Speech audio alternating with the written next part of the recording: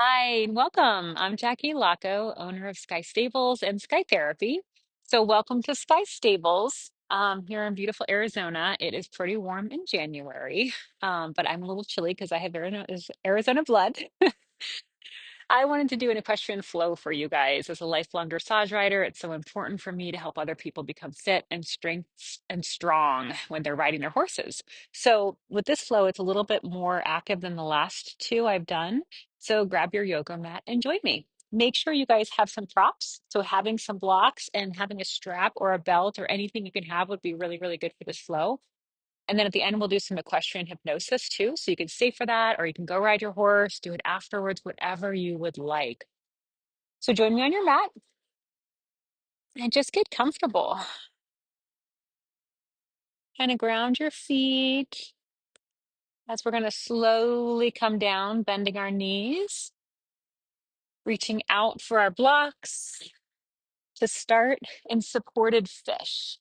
So, supported fish, you can even put a pillow right here, or you can put blocks. You can put blocks on any dimension you'd like in this shape.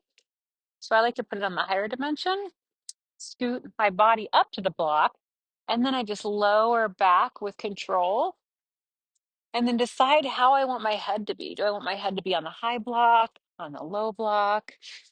Inviting you to really ask your body what you need in this supported fish pose. And you can stay up with your knees bent, your legs flat. You can even add on butterfly if you want to get really started, or if that feels really good. But try those three variations with some silence and your eyes closed if you feel comfortable to see which one you resonate with the most. I know I change from day to day, and that's okay. Just like when we ride our horses, we get them ready, we assess them, we lunge them, and then we decide, is today a riding day, or is today a groundwork day, or is today a bath day? They're just like humans. We're not always the same in our bodies every day. And just knowing how to respect that. It's so important to center yourself before you ride as well. So I want you to just feel your breath. Notice where it's going in your body. Notice if it's coming in and out your nose or in and out of your mouth. Finding that breath rhythm, just noticing your breath. A lot of people end up changing their breath. Mhm.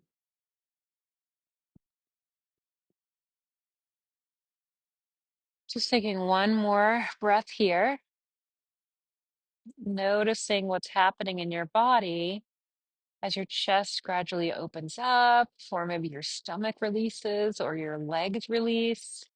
Everybody's experience is different. As we roll over to our left side, gently releasing the blocks in the back, placing the blocks out to the side, coming into table. There's something spiky on my mat. So your hands are underneath your shoulders, shoulder width distance apart, and so are your knees under your hips, hip width distance apart. And I just want you guys to move. Just get some intuitive movement.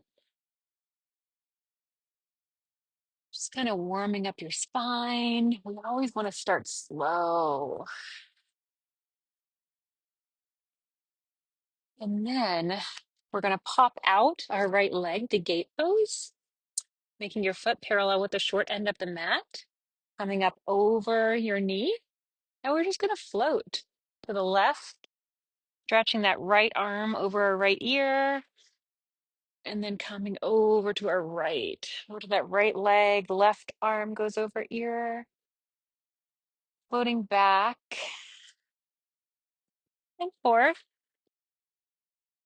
pulling with your breath and engaging that belly button in, up, and back as you use your core strength to come up. No momentum from your hands. Going slow, remembering to breathe for one last time before we all end up on the left. And as you end up on the left, you're going to place your right hand behind your neck. And then you're going to do a little bit of a crunch. So you're going to lift up your right leg, coming into a bit of a crunch, and then releasing. Remember, if this isn't right in your body, you can just stay right here and maybe bend down like that. We're going to do two more. And exhale as you come to crunch. Maybe one more. Leaning it down. And then I want you to crawl your way to center. Kicking out your left leg and bringing that right leg in. Coming to gate pose on the other side. Really stacking yourself up as you float to the right this time. And if you'd like to, you can even close your eyes, helping yourself to use your core and turn inward, but also working on your proprioception, which is so important when we ride. Horses don't have as much of a frontal lobe, but they have a big proprioception sense because they need that for their environment, for their survival. So we need to heighten ours so we can match them. And proprioception is basically where the body is in space and time and your awareness of that. So as you do your last float with your breath, you're going to end up on your right side, placing that left hand behind the neck and doing those baby crunches. 1, 2, really engaging that core. 3, and 4. Before we release it down back into table. And this time you're going to do a little bit of hip circles, changing direction, just as a little bit of a break before we come up into camel.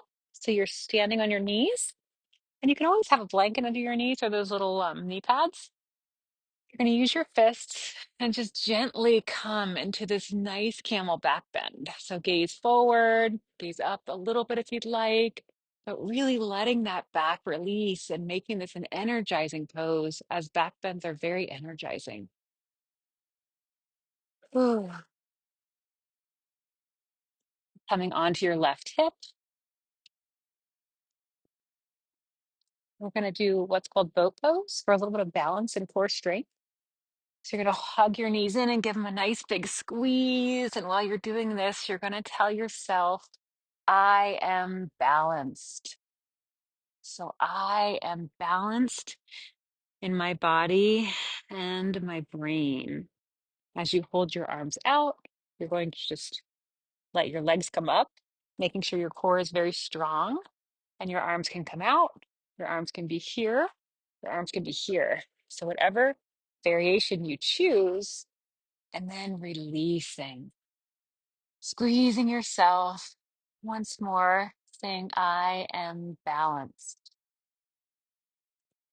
As you come to boat, and you can even go a little bit lower. You can even straighten out your legs this time, and you can even close your eyes for a deeper sensation. Remembering still to breathe as you release from boat and come back into table. Table is my favorite transition pose if you haven't noticed. Then we're going to do a little bit of fire hydrant legs to access our hip flexors. So you're going to pop out your left leg and then bring it back down, pop it up and bring it back down, making sure you're still keeping even weight in all of your 3 limbs on the ground. Now going to the right side, lift up and down, and up, getting this nice little twist, and down, and up, and down. And as you exhale, you'll just lift your hips back, ears between the biceps, feet are shoulder width distance, hip width distance apart. As you paddle out those feet, deciding if you'd like the heels to touch the ground or not, it does not matter. And really pressing your hips up and back while you inner spiral your legs, getting a nice stretch everywhere in this down dog. Ugh. Now looking through your left shoulder to do a little bit of a side stretch. And then you're going to do the same thing on the right, looking under that right shoulder, getting even more of a side stretch, looking at those beautiful horses. Maybe if you're doing this at the barn like I am. Ah, paddling out those feet as we come into plank. So you can do plank on your knees and maybe your elbows, or you can do plank up here, just making sure you have a flat back and you're engaging. Breathing here. Your hands are underneath your shoulders. And you can also be on your elbows. Just making sure you have that flat back as you release your knees and roll down inch by inch. Just breathing for one breath with your head on the mat, feeling the earth beneath you, feeling grounded. As you come up into Sphinx, hands are wide, your elbows are underneath your shoulders. And then we're going to go to our side while we change our right arm so it spins forward. Our elbow is still directly under our shoulder, and we're almost stacked atop each other on the side. You can have your knees bent or your legs straight. And we're going to do side Sphinx. So you can come up, get a better side stretch if you'd like. You can stay down here. Whatever you would like in this variation. Just kind of letting your body melt and seep in. This is a little bit of balance too, which we need so importantly when we ride horses. Yes, I'm making up my own words now, importantly. And then as you roll down, you tell yourself, I am balanced. As you come to side Sphinx on this side, noticing the beautiful view you have here, or maybe closing your eyes if you want to turn inward, giving yourself the nicest stretch.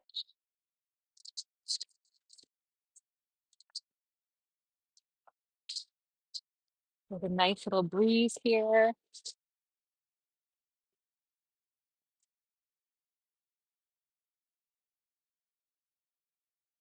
And you exhale, climb around to the front. And then you're going to draw the hips back to child's pose, either wide-legged or legs together. Just going to draw that forehead down to the mat and just push those fingers down, just melt down to the floor. Drawing yourself into this bliss and relaxation and resting form. Inviting yourself to check in with your body at this time. Thinking about the ride you're going to have and envisioning yourself up on the horse as balanced as possible, breathing in and out through your nose, matching your breath with your horse. As you ride in whatever discipline you would like to be riding in, syncing yourself with the horse, being balanced, being in tune, and feeling amazing. As we take one more breath,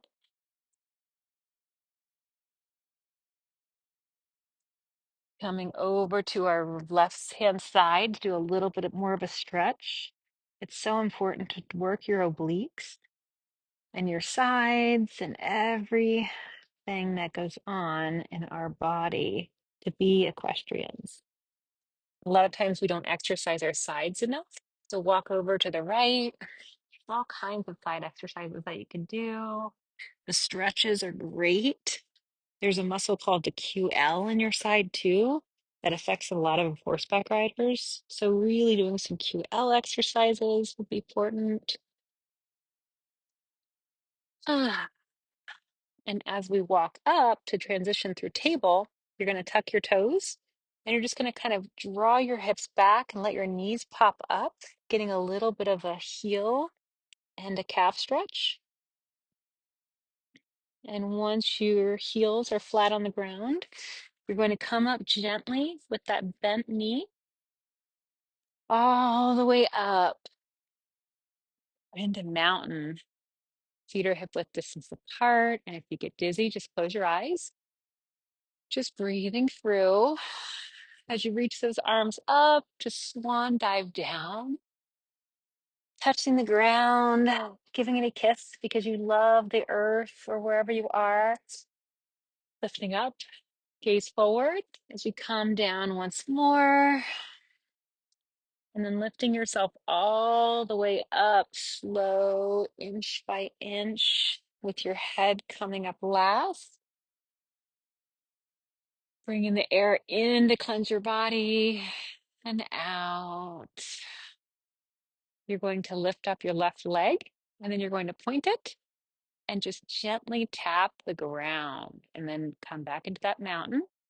Bring your left leg up, point the toe and straighten the leg, coming down. And once more, working on our proprioception, our hip flexors. And you can even close your eyes, which makes it a little more difficult and works on your proprioception.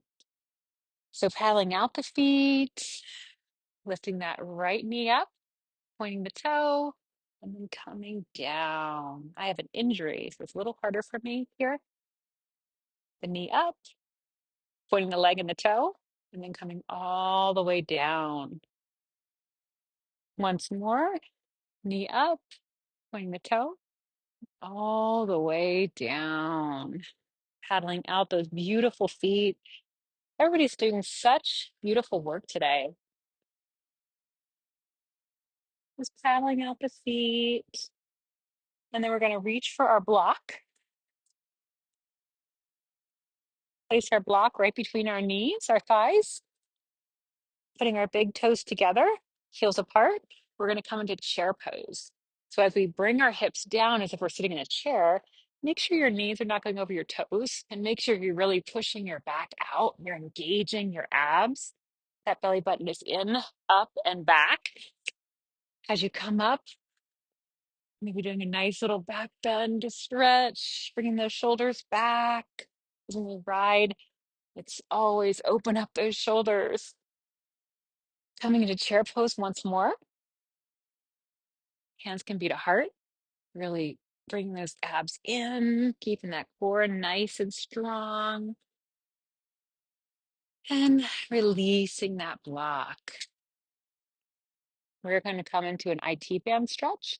So standing on your left leg, wrapping your right foot and leg behind it. As you gently bend your knees and come down, you're going to keep your right leg straight, and you're going to walk your hands over to the left. And I want you to play with this. Do you want to block here? Do you want to be on the ground? Do you want to be this far, or do you want to be more forward?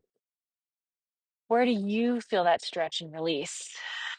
Where do you need this in your body? There's no where you're supposed to feel it. It's all where you need to release. You are the wise one of your body. So you just follow where you need to in your body. Maybe nodding your head yes or no. Sometimes it's hard to say no to humans and animals. As we walk our hands back to the front, we're going to change the cross of our legs. So we're going to straighten our left leg, bend our right, and then walk over to our right. As my little cutie pie dog joins me, Saphira. Breathing in and out, just setting yourself up for your ride. Your legs are going to be nice and melty and stretched out. You're going to be feeling balanced and amazing. As you come back to center, telling yourself, I am balanced. Straddling those legs. Going to be coming to this wide-legged forward fold. Just releasing that head once more. Maybe twisting it around a bit. Have to do a little bit of circles. We're going to come up and just wave our hands around. Doing this with our eyes closed to work on proprioception. We're going to do 2 circles on each side. So coming down and then changing the circle. Really, really getting into those hips, into that body. Oh, your horse is going to work out, so it's so important for you to release or work out or whatever you call this for yourself. And then just coming down to runner's lunge. So you place your left foot up, your right foot back, and your left knee is over your left ankle. Your hands are on the inside of that leg, so to the right of that leg. And you're just going to come here and kind of pulse. This is runner's lunge. This is getting everything activated and stretched and started for the day. As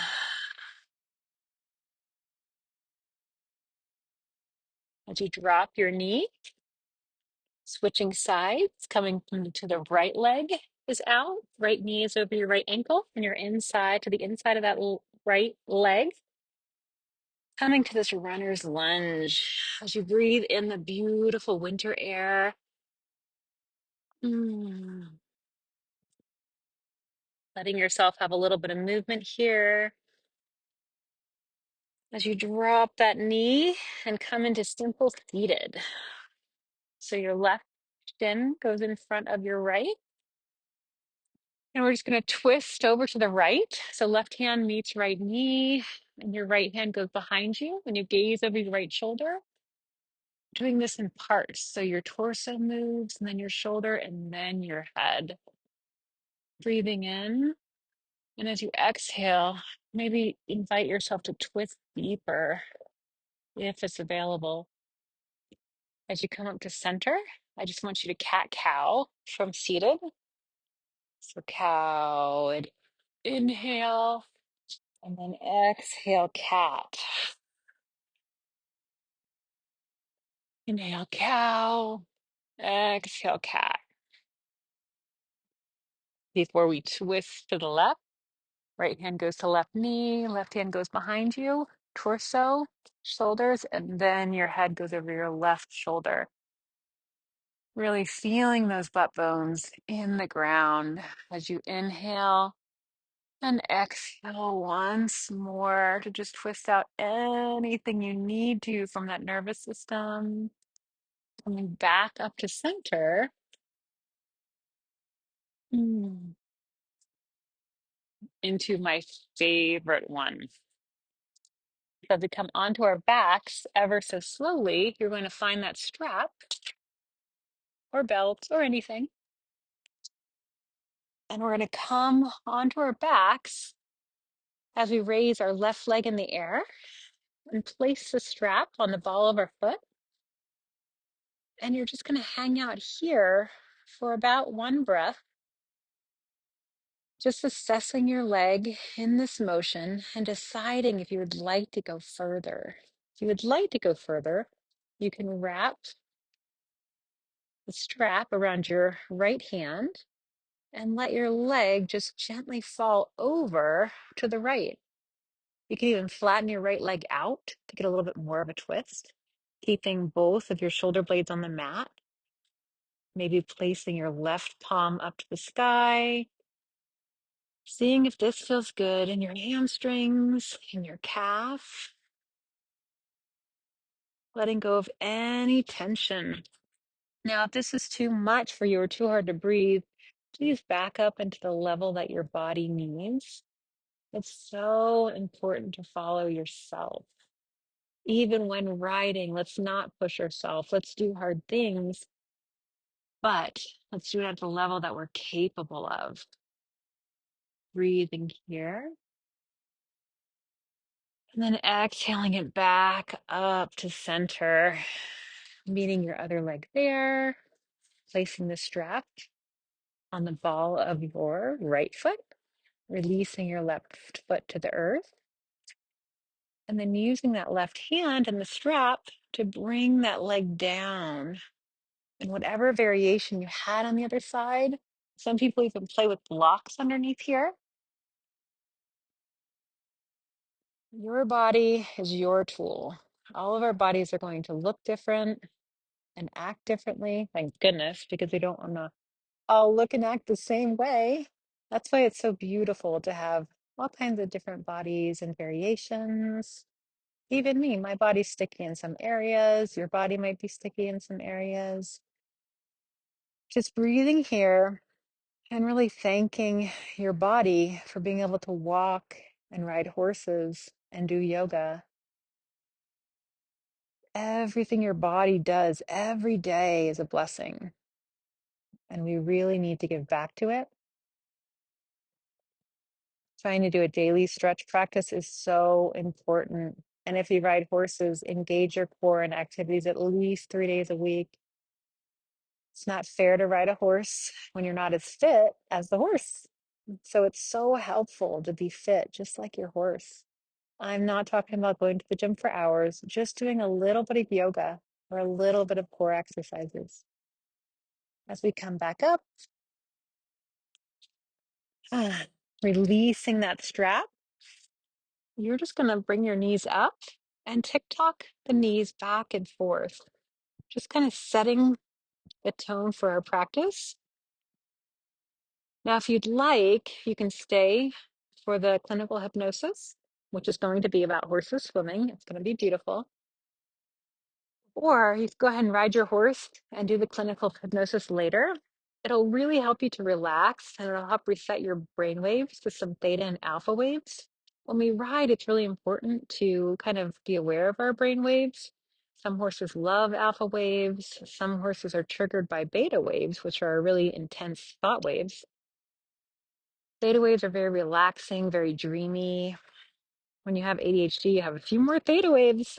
We're daydreamers, and I'm an ADHDer myself. I'm very proud of it because it's given me a lot of strength. And I hope whatever labels you have, you're proud of as well. Even anxiety has strengths. I actually like to hire anxious employees because they do a really good job. Ah, as we just think about ourselves and what makes us different and beautiful in the world, we're going to sit up, and I want you to find a comfortable resting place, whether that's on your belly or your side. Maybe hugging a bolster is always really nice. So you can get comfortable into this next portion. So if you're just joining me, I'm Jackie Laco of Sky Therapy. I am a licensed clinician here in Arizona. I wanted to walk you guys through some clinical hypnosis, and this is for the equine lover. We're going to go horse swimming today. Find a comfortable spot, maybe put a blanket on, get a pillow, and join me for this nice hypnotic trance. So I want you to close your eyes and let them grow heavy. Just letting your mind drift off into this vision. Imagine you're going into a place in your mind where anything can happen. As you float down a light path, you find yourself standing in a clearing with your most beloved horse by your side. Maybe this is even a childhood horse or a dream horse, or perhaps your future horse. As the horse approaches you, he stands by your side, taking in your confidence and peaceful nature here. As you take in his warmth, his power, and his beauty, sharing his heart space.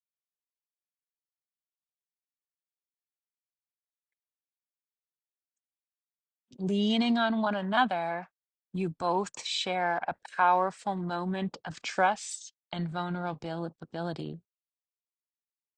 You realize you want to feel this more often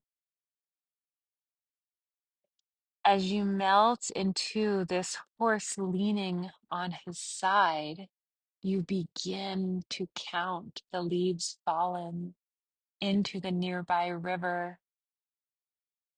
When you arrive at one, you will be relaxed and calm. 6, a large yellowish green leaf starts to dangle off a tall tree. To 5, a small orange leaf with brown edges begins to fall. To 4, a beautifully shaped wilted green leaf falls to the ground ever so slowly as you mesmerize yourself. To 3, a petite, oddly shaped brown leaf floats up off the ground in a hint of wind. To 2, a yellow leaf with jagged edges floats to the ground so peacefully, landing at 1. A greenish brown leaf seesaws back and forth and back and forth before landing on another leaf. As you follow this leaf back and forth and back and forth, you feel yourself slipping deeper into this relaxation. Your body starts to feel comfortable and even weightless as your eyes fall closed without any effort on your part.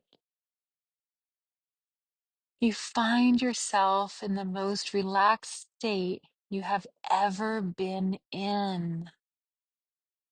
You realize how good it feels just to let go of any worry or any problem you have carried.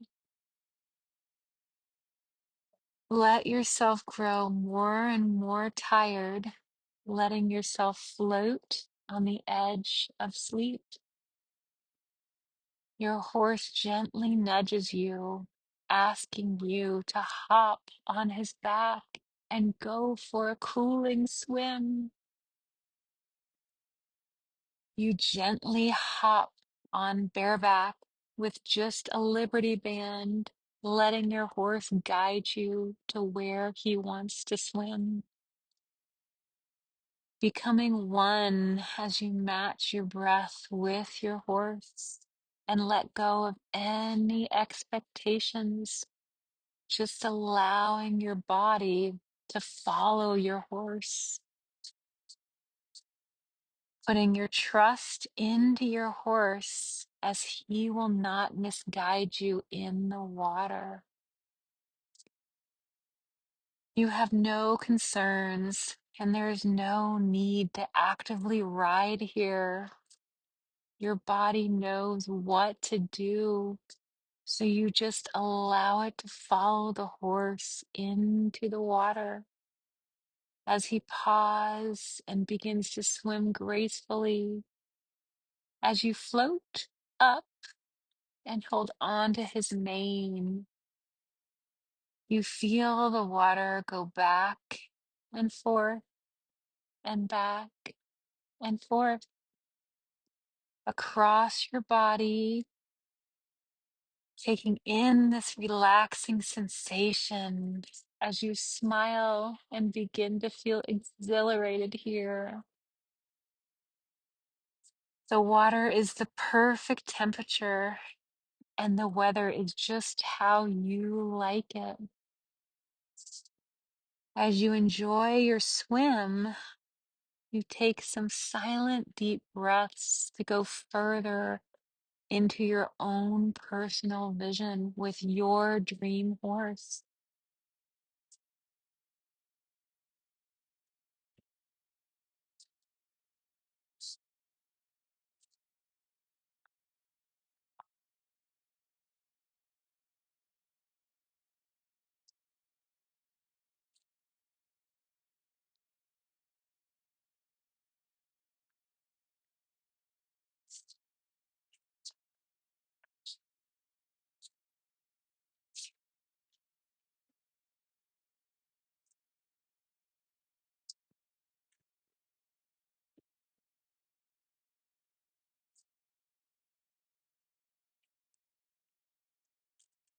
As your horse walks out of the water, you slide off and feel as if it's time to say goodbye to this breathtaking place, remembering you can come back at any time. This place is sacred and no one can take it away from you. You have all of the power in this place, and you can invite anyone you want to come here with you. As you sit on a comfortable log, you begin to count the river rocks. And when you arrive at 6, you'll be awake and alert. 1, a very round, light gray rock sits right by the river. 2, a slim, flat, dark gray rock slides into the water. 3, a large, dark greenish rock stands out as the water only washes over its edges. And 4, a dark pink rock that is a bit jagged lands right by the small rock as the water pushes it around to 5. A little pebble trickles with the water. And 6, a large boulder holds its place while other rocks flush up against it. As you begin to flutter your feet and fingers gently, blinking your eyes to adjust to the light, and opening them when you feel ready, looking at the first item you are drawn to in your environment. And remembering how those items came to be in your environment or your house. Did you plant that tree? Did it come with the home? Did you paint those walls in the house yourself? Did your family and you choose the paint color? Just reminiscing and grounding yourself, bringing yourself back. And as you guys can see, Saphira definitely loves the hypnosis. She always comes with me. She really likes the brain waves. Your horses will too. So as you can effortlessly go and ride or go engage your time with your horses, I hope you feel balanced and relaxed. Remember, if you ever want to do somatic flows with us live virtually, we do them on Tuesdays at 8 o'clock. And you can always reach out to me if you're suffering from a traumatic fall or incident with your horse. We could do some hypnosis, we can do some flows, whatever you need to kind of release that in your body. If it needs to be psychotherapy, you would just need to be residing in the state of Arizona. So thank you everybody for joining me and Safira and my herd for my beautiful location in Arizona. And a little bit about our barns here. We have the open barns like that because it's so hot. It's too hot for the enclosed barns here. And we just love our weather here. It's just a little rough for 2 months in the summer, but we get through it. Thank you.